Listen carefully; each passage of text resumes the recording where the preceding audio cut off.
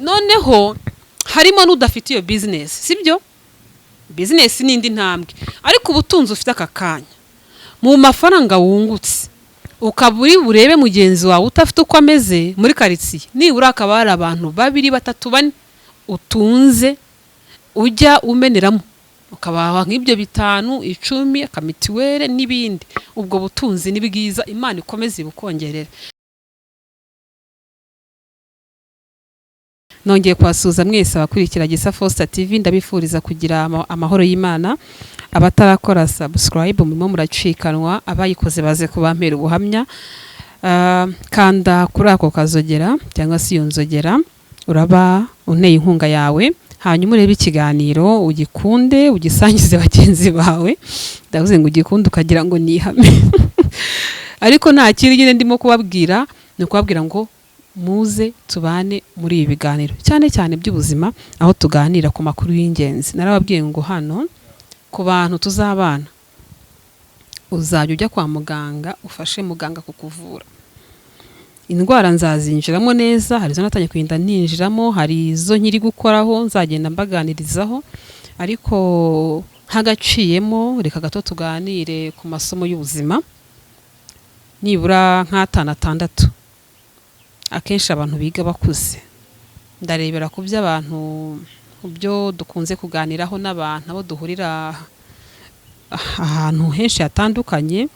Buriya nugira amahirwe yo guhura n'abantu 3 4 5 mukaganira, uzahanire ku ikiganiro kidashirira muri makeup nuko watetse, nuko waramutse, nuko wiriwe, ahubwo muzajye n'ibintu muganiraho byo kwiyungura ubwenge runaka, bizagufasha cyane. Yamvuga ngo hari igihe haba hari nka groupe nk'iy'abantu nk'abangahe bamaranye umwaka, imyaka 2 3, none ukababaza ngo muri iyo myaka mwageze kuki? Igisubizo kikaba twaraganiriye. Ati turahura tukaganira. So what? Turahura tukaganira. So what? What's next? Nyuma yo kuganira habiki? Buri wese arataha. Bugacya mukongera mugahora mukaganira. 1 2 3 4. Ndakubwiza ukuri, ibyo biganiro muganira nimba hatarimo gupanga business, nimba hatarimo kuganira ibishobora kubungura ngo mugirane inama mu buzima, mutegana amatwi, atega amatwi mugenzi we, harimo kuvuga abantu, harimo kuvuga uko runaka yaramutse nuko yiriwe, harimo kuvuga aho yanyuze naho yakatiye, harimo kuvuga ibyo yageze n'ibyo atageze, harimo no kuvuga mva ne bya bindi mutakabaye muvuga. Kandi nuhaguruka muri abo bantu nayo barasigara bakuvuga. Niyo mpamvu gerageza nimba muri itsinda ririmo abantu 3 nibura na 2 birakunda, urenze umwe aho mwicaye, muvuga ibintu byo mu maro, muvuga ibintu ushaka kubagira akamaro. Niho ibibina byagiye bitangira, niho amakoperative yagiye atangirira, niho ibi bigo bikomeye ubona byagiye bitangirira, niho ikintu cyose ubona gikomeye. Hari abantu barenze umwe bicaye baraganira, bagira ikintu bageraho. Ariko nimba mushaka gufata amasaha 3 ana 5 mukavuga uko kwa runaka hameze nuko babayeho, mukavuga uko runaka mize nuko abayeho, ibyo mukabirangiza ejo mugataha, sorry to disappoint you, I call it amatiku azabasenya atazagira ikintu abagezaho. Reka rero tujye kuri aya masomo nibura 6 mu buzima abantu biga bakuze. Reka mvuge ngo twiga, nanjye ndimo twiga dukuze. Nuvuga ngo uko iminsi y'ubuzima bwacu irushaho kugenda yisunika, ni nako hari amasomo y'ubuzima y'ingenzi cyane tugenda twiga, yandi tuba tutaratekerejeho mu myaka yacu y'ubuto. No kuvuga ngo ni handi usanga umuntu avuga ngo yibutse ibitereko yasheshe, sibyo? Igihe kirashira, isomo ribanziriza yandi yose. Igihe kigera gute? Igihe kirashira, ntago igihe ugihorana. Niyo mpamvu kigenda, igihe kirashira. Uyu munsi ni kuwa mbere, ejo ni kuwa kabiri. Uyu munsi ufite imyaka 15, ufite imyaka 20, ejo uzaba ufite 60. Igihe kirashira. Igihe kuba gishira ni iki? Iyo uri muto uba wumva igihe kitagira iherezo, uba wumva ibintu byose bifitiye umwanya, uba wumva ushobora kwirwa ku mbuga nkoranyambaga ukazizenguruka, ushobora kumva wareba televiziyo, kumva radiyo, ugakora ibi n'ibi utegereje igihe cya nyacyo uzafatira umwanzuro mu buzima bwawe wo kugira ikintu ukora. Kuko njya nkunda kumva radiyo Rwanda mu gitondo, hari ukuntu mbyuka maze nko kwiborosa no kunywa amazi, gusenga, ngashyiraho radiyo, nkumva akazi ni kazi, nkumva nk'umuntu aravuze ngo ngiye ngo narazirebye ngo mbona igihe iki n'iki ngo bidakwiye ko nkomeza gusaba ngo nuko ngo mfata amafaranga ya naya wenda 500 angahe. Ubwo niyo mvuze ko harimo n'umugeze kutubwira amafaranga yahereyeho muri business dukubitwa n'inkuba, ariko uriya ni igitekerezo yagize, kandi icyo gitekerezo yakigize mu gihe runaka, none uyu munsi none cyaramufashije. Igihe kirashira. Nimba hari ikintu utekereza gukora, gikore aka kanya, haguruka ugikore. Nimba utekereza kuzubaka inzu, tekereza ahantu sima n'umucanga bizava, tekereza ahantu ikibanza kizava, tekereza icyo kibanza ahantu kiri, uriya amafaranga kigura, utangire uyakorere. Ntabwo miliyoni izamanuka mu ijuru cyangwa 3 cyangwa 10 ngo zikwitureho. Uzasenga bihana ibyaha Imana ikumva ikubabarira, ariko amafaranga uzajya kuyakorera n'amaboko yawe biri cyuya uyabone. Ikindi, ubuzima bwiza n'ubutunzi. Ntibazakubeshya cyangwa ubutunzi nta mumaro. Ubuzima bwiza n'ubutunzi. Bisubiyemo, ubuzima bwiza n'ubutunzi. Akenshi wumva yuko iyo uri muto uri ntakorwaho, biroroha yewe no kutabona impamvu yo kwita ku buzima bwiza.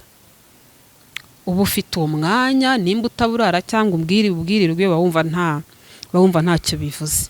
Ariko kugenda ukura ni kugenda ubona ko wakabaye ubona amafunguro meza, wambara neza, utuye heza, urara heza. Ibyo byose ni ubutunzi. Ubuzima bwiza ni ubutunzi. Buriya ntiwakora siporo waburaye, wabwiriwe. Ntago watwika ibinure bitakugezemo. Ntabwo bishoboka. Niyo mpamvu uzabona kenshi umuntu yibuka kubaho neza ageze mu myaka 50. Kabona nibwo atangiye kumenya ko n'amazi yo koga hari, atangiye kumenya ko na siporo ishobora gukorwa, atangiye kumenya yuko ipla y'umuntu atari ibinyamavuta gusa, ashobora no gufata imbuto akabaho, atangiye kwiyitaho. Kuki abantu bakuze aribo bari muri za regime alimentaire benshi? Nuko abato ntabyo twitaho. Tuzi yuko izi mbaraga tuzazihorana, tuzi yuko ubuzima bwiza ufite akakanya uzabuhorana, tuzi yuko umugongo utaratangira kuribwa ngo wunamugende wunamye, uzi ko uzabihorana. Never. Ubuzima bwiza ni ubutunzi. Gira ubuzima bwiza buzira umuze, nibwo butunzi bwa mbere ufite. Ushake n'ubutunzi bw'ibifatika. Mafaranga ntibazakubeshye, kuri iki gihe ifaranga rirayoboye. N'ukwigisha mu rusengero, mu musigiti, mu kiliziya, aho usengera aravamo akajya gupagasa. Gira ubuzima bwiza, gira n'ubutunzi, kandi ibyo bintu birakunda. Niyo mpamvu mbabwira ngo ubuzima bwiza n'ubutunzi. Iri ni isomo abantu bige bamaze gukura. Ariko nkagaruka handi havuga ngo nimba uri no kwigira isomo kuze courage, amasomo meza, iga. Ikibi ni ukwiheba.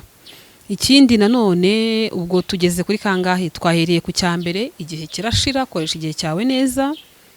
Isomo rikurikira ngo ni kuri 2, ubuzima bwiza n'ubutunzi. Gira ubuzima bwiza buzira umuze, ariko ugena amafaranga. Ntibazakubeshya amafaranga, buri hari byinshi akemura. Azajya umuntu ukubeshya ngo kubaho neza nta mafaranga birashoboka, bikubiye gake. Icya gatatu, kuri munsi turi bwihute simbarambira, ntacyo wageraho wenyine. Ushaka kwihuta agenda wenyine. Kwihuta, vuduka, iruka. Ushaka kwihuta, ariko nimba ushaka kugera kure, fatana urunana na bagenzi bawe.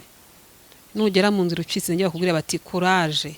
Nyambona abantu bari muri siporo, cyane cyane nk'iyo bakubonye uri nk'umumama urimo wirukanka, nk'umutipe agacarwa ngo esprit nuko reka ngubwire, niyo aba wananiwe uri yanda ukongeraho undi rutambwe rumwe, intambwe ebyiri, ugashiduka ibirometero wari wihaye kugenda. Ubigenze kugera kure, jyana na bagenzi bawe. Kwihuta, kwiruka, genda umwe, uvuduke rwose umarire.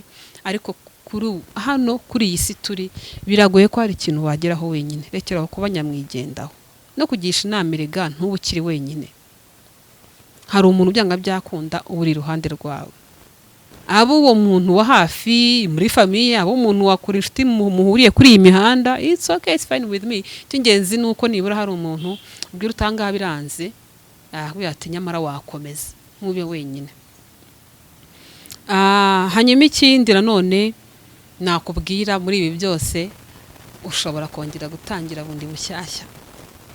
Hari abantu bagira bagakora bagatunga bagatunganirwa denku bikamera nk'ibikubiswe n'inkuba, bikagenda nk'ibihushywe n'umuyaga, umuntu akiheba akabona ko bitakunda, ubutunzi yari afite bukagenda, inzu nziza ikagurishwa mu cyamunara, imodoka nziza akayigurisha ngo yishyure amadeni, abana bigaga mu mashuri meza bakajya mu mashuri atari yarigeze atekereza ko bakwigamo, akumva kabaye. Oya ushobora kongera gutangira bundi bushyashya, uko watangiye mbere yuko ugera, uko watangiye utaragera aho ngaho, mbere yuko uhagera ushobora kongera gutangira. Ikibi ni ukubura ubuzima, ikibi ni ukubwiyaka. Muzabona kenshi ingaruka ku kintu kivuga ngo wicika intege. Ushaka kongera ugatangira mu buzima, ushaka gusubira mu ishuri ukiga, ushaka kongera ugafungura business yawe, ushaka kongera ukabaho neza, ushaka kongera ukabaho neza ku kantu kumve kandi ukishyiremo wumva yuko gashoboka. Ushaka kongera ugatangira bundi bushya, cya kintu wakoze uyu munsi ukaba umaze kugera ahantu runaka ukagwa, sibyo byo kubona ukabona nk'umuntu yarakomeye mageragere, ejo akavayo ukabona arongera aratangiye ubuzima. Ushaka kongera ugatangira bundi bushyashya. Buriya hagu mu buzima ntibazakubeshya, ukiriho ugihumeka byose birashoboka. Director ni icyo wari uri kumbaza, uravuze ngo reka ni icyo wari uri kumbaza utumvise, nwabwiye ngo byose birashoboka. Ushaka kongera gutangira bundi bushya, nwabwiye ngo igihe kirashira. Niko nakubwiye ngo ubutunzi bwiza ni ubuzima. Ikibazo wagize ni iki? Ubutunzi bwiza ni ubuzima, n'ubuzima bwiza ni ubutunzi. Yego amafaranga buriya ni n'urufunguzo, sinkubeshya. Yego hari abantu bafite amafaranga, harimo n'abatayafite. Wowe utanzagwa mikoro arimo aravuga ngo hari abantu baba bayafite, ngo bafite mu rugero, ngo nandi batayafite. Bangwa kenshi iyo tuvuze amafaranga mbere na mbere, ubutunzi duheraho ni bwa bundi ushaka gutuma utaburara, utabwirwa mwana wawe atirukanwa ku ishuri, ukaba ufite ahantu urara, ukaba ufite ahantu ubaye, ahantu uri urambika umusaya, ukaba ushobora kwideplace ukagenda. Nimba ugenda n'amaguru, ugenda na za mutwe, ngiye kuvuga ukuntu tuzita ngiye kuvuga ukuntu tuzita, nabyo mvuze ngiye kuvuga ukuntu tuzita, yaza kurangira bivuze. Urumva nabwo ni ubutunzi, urumva byivugire. Ariko noneho bwa bundi tuvuga ngo butangiye, kuko burangiye ubutunzi ni ubutunzi, murabuzi. Ntabwo ari uko ufite range, ntabwo ari uko ufite ibyo byose. Ibyo byose ni ubutunzi buri mu rugero. Ubutunzi nemera ni bwa bundi butungishije abandi bantu. Ubutunzi ngiye nemera, ubutunzi nemera ni bwa bundi butungishije abandi. Ni bumwe butungishije abandi. Nk'ubu ngubu tuvuge mbaye mfite nk'uruganda runaka rurimo nk'abakozi niba bana 50, ariko bapfa kuba hari abantu batunzwe n'icyo gitekerezo nagize. Yes, ubwo nemera ubutunzi butungishije abandi. Kuko mvuga ngo bya bindi nari mfite niyo byawo umuyonga, nibura hari akandi kantu gatunze abandi hanze katagenda.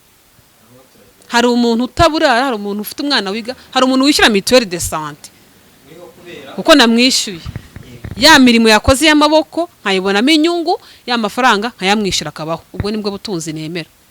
Naho ubundi bwose ufite bugarukira kuri wowe gusa, ubwo ni ubukire. Ubwo ni ubukire bwawe, ni ubukungujumba. Ntabwo nzi ukuntu babwita, nayo nabwise ubukire. Bwa bundi bwawe tuvuge ni wowe muri famiye, wowe urushako abana, ngo ni ubukungu ki?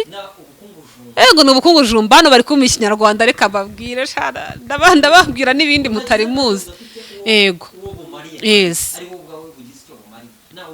naye nabyise ubukire gusa buri aho ngaho busanzwe n'ubukungu jumba iki kinyarwanda muze kumbwira ko ari cyo ndi kwirinda no kugikoresha kuko nukimbwiye simwizeye simbabeshye ariko ubutunzi nyabutunzi nemera nanifuriza buri wese kugeraho n'ubutunzi butungishije undi muntu n'ubutunzi butunze undi muntu umuntu akavuga ati kwa runaka ira business ntizahombe kuko nihomba ntabwo nzabaho ya n'Imana iguha umugisha thank you rwose yego n'Imana iguha umugisha yego noneho harimo n'udafite iyo business sibyo business n'indi ntambwe ariko ubutunzi ufite aka kanya mu mafaranga wungutse ukaburi burebe mugenzi wawe utafite uko ameze muri karitsiye nibura akaba hari abantu 2 3 4 utunze ujya umeneramo ukabaha nk'ibyo 5 10 akamitiwere n'ibindi ubwo butunzi nibwiza Imana ikomeze ibukongerera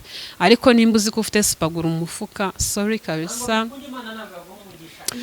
simbizi ibyo bintu ko nabyita ubutunzi bambwiye ngo ya amaboko atangarakira right nibyo byiza rwose kandi abanyarwanda uwo muco mwarawuhoranye ayo masomo rero twiga tumaze gukura ndagira ngo imyaka ufite aka kanya urimo kureba kino kiganiro byashoboka yuko yiga hakiri kare igihe kirashira uri mu gihe cy'umubabaro uri mu gihe cy'ibyishimo icyo gihe urimo cyashira sibyo hanyuma ubutunzi bwiza n'ubuzima bwiza n'ubutunzi ibyo bintu bifatanye hanyuma nanone ikintu cyose birashoboka yuko niyo cyagenda kigashira ushobora kongera ugatangira byose mu buzima birashoboka ntiyazagira umuntu kubeshya imyaka ufite fata urugero rwa ba Jack Ma urebe imyaka bakiriyeho KFC mujya kugura mwese mwiruka uburebe imyaka batangiriyeho gukira nawe rero emera ko byakunda kandi byashoboka hanyuma wibuke ko na subscribe hano dukomeze kubana mwibuke iyo nimero iriho ntabwo ari yo kurebera gusa ushobora kumamagara ushaka kunyandikira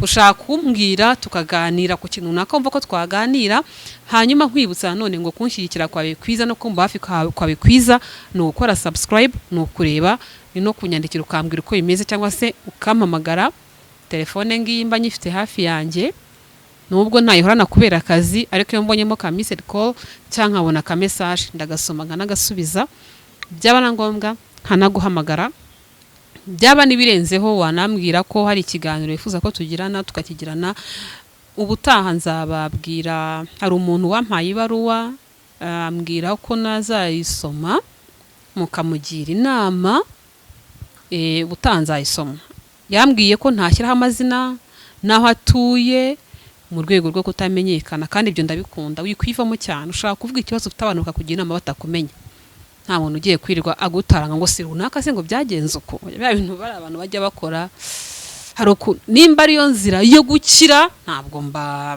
nciriyeho iteka ariko numva umuntu tutamushyize hanze twaba tumufashije cyane sibyo iyo baruwa nzajya basomera muyumve niyo umuntu numvise ababaye cyane ngiye nyisoma byageragaho nkumva ikininga kiranyishe abantu bafite agahinda abantu barababaye tubabe hafi ngayo rero amasomo twiga dukuze nimba uyize ukuze fatiraho nimba ukiri muto yige nawe utazifuza kuyiga ukuze mugire ibihe byiza ni Gisa Foster mwari kumwe kuri Gisa Foster TV kanda kuri iyo nzogera ukore subscribe dukomeze tubane mu biganiro bya buri munsi